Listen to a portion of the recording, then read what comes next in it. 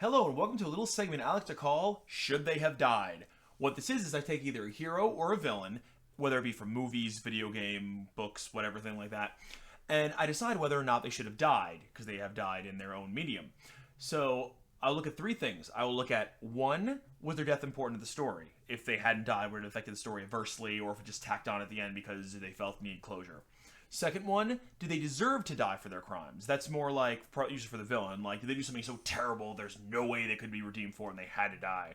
Or three, my personal opinion. That is me saying whether I like the character or not, and if I feel like the character should live because I like him. So what happens is, I pick 2 out of 3 of those, and that is the answer. So if it's 2 yeses, they should have died, then they stay dead. If it's 2 no's, or 3 no's, or along those lines, then they, in my opinion, have come back to life, and they are just fine. So, who are we looking at today? Nice.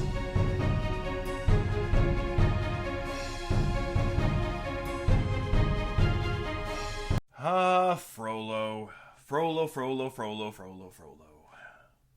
Frollo. This guy. Damn, this guy. He sets mills on fire. He sets people on fire. He Sparta kicks women who just gave birth down the stairs. Okay, seriously, I can't be the only one who thought that was a weird death. She was like, kicked and then she was like, I fell in some snow and I hit my head and died. Like, that was quick and weird. He's like, haha, I've gently kicked you. And she's like, meh.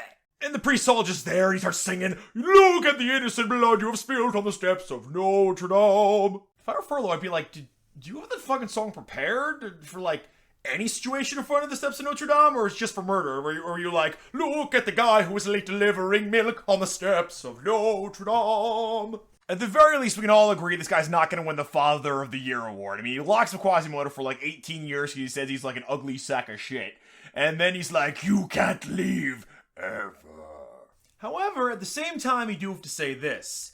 Even though it was because he was afraid for his soul, apparently, he doesn't kill Quasimodo as a baby and listens to the priest. He actually does raise him for 18 years. He doesn't, like, just say, fuck you, I'm not going to teach you anything. He does. He teaches him, sure it's the Bible, and it's, like, creepy, messed up version in his head. But he teaches him how to write and read. He feeds him, all that stuff. And then, even after he goes through the whole crazy shit with Esmeralda and Phoebus, even though he betrays him and goes out a couple times, he doesn't kill Quasimodo. He, like, just ties him up. He's sure he puts him in shackles in the bell tower, but he doesn't kill him until, like, the way end when Quasimodo fucks with him again for, like, the 8th time. So, he does give Quasimodo's a lot of chances. So, I gotta say, maybe there was some kind of fucked up love going on in there. Sure, it wasn't right, but, I mean, you gotta give him a little bit for that, I guess. Frollo believes that if he lets in these gypsies, that they're going to undermine and destroy his ideals of the perfect Christian country. Well, of course, nowadays, the very thought of anybody not letting in somebody into their country just because they don't follow Christian ideals is completely antiquated. Nobody would ever think of doing that.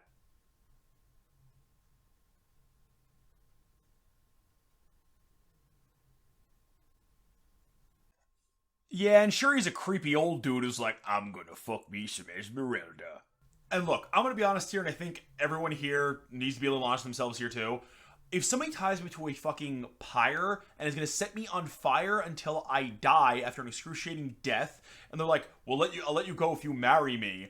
I'm not gonna spit in the guy or girl, whoever it is, face in that situation and be like, no, I'd rather die. I'm gonna be like, yes, fucking put a ring on it. Fucking do me in the butt. I don't want to burn to death and die. I mean, there's plenty of situations when after you get married, you can, like, escape or try to escape or something, or anything's better than burning to death. Now, don't get me wrong. I'm not saying this guy deserves, like, a humanitarian award, like, at all. Ever. But enough of this backstory and posturing. I'm sure what you're all here to hear is, does Frollo get to live or die? Well, let's begin with actually number 2 first, because that's pretty much the most obvious one. Should he die for his crimes? He did try to burn down a lot, like all of Paris. He did kill Quasimodo's mom. He did, killed a lot of gypsies. He tried to kill Quasimodo after telling him that he murdered his mother and he should have killed him when he first found him. I'm gonna have to go with, he kind of deserved to get some death in this one. Alright, looks like it's 1-0 for the old priest guy. Alright, so let's go on to number 3, which would be my personal opinion. Okay. I like Frollo. He's kind of like one of the darkest Disney villains like I've come across like ever. I mean, everyone else is like, oh, I'm gonna try to do something stupid, like I'm gonna try to rule the kingdom, or I'm gonna try to be pissed off I wasn't invited to a party or something like that. But Frollo was actually in control, and people are afraid of him, and he's kind of a badass. He doesn't all like the name of the Lord, and that's pretty badass. I mean, yeah, he is kind of spit evil in a lot of ways, but I want to say the thought process behind that, like how he's raised, like maybe like a prequel to see what the hell was going on in his head. And I wanted to see more with him because I mean, like I just saw him be evil. I didn't see anything other than that. I want him back. Sorry, I'm gonna have to say no. No, I want Frollo to live. Sorry. Well then, apparently he pulled out at a point out of the pits of hell, no pun intended, and now we're at 1-1, so this one decides it, and that would be was the story worth it to kill him, or was it out of convenience? This is a tough one. This is rough. Okay, well let's see here. So he gets killed kind of by himself. He's trying to just swing the sword at them, and then he falls to death on his own. So the question is, was that worth it in the story, or could they have done something with him? Yes, killing him wraps it up pretty nicely. It wraps the whole thing. Quasimodo gets to go out and do his thing, whatever, and the villain who kept them locked up for years is gone. But the question is that worth it? I honestly think both sides work on this. I mean, killing him, yes, that obviously wraps up a lot of evil that was going on in there, and it shows how, like, just because you say you do something for the Lord doesn't mean you're actually doing it for the Lord, which a lot of people should take advice from. But at the same time, it doesn't do the whole thing of retribution or learning a lesson. It just kills him without him learning anything, except for his own mortality or whatever. And maybe he was wrong, but both sides have their points. However, when it all boils down to it, I feel killing him was a bit lazier. I feel like they could have tried to bring him around in, like, if they had more time to try to make him less of a villain, maybe rehabilitate him, maybe make him in a sequel he's in jail and like they have to like rehabilitate him.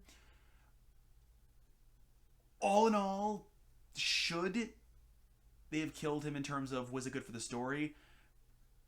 No, they should have kept him alive. I'm sorry. So with 2 out of 3 in his favor, Frollo comes back. They didn't see that one coming.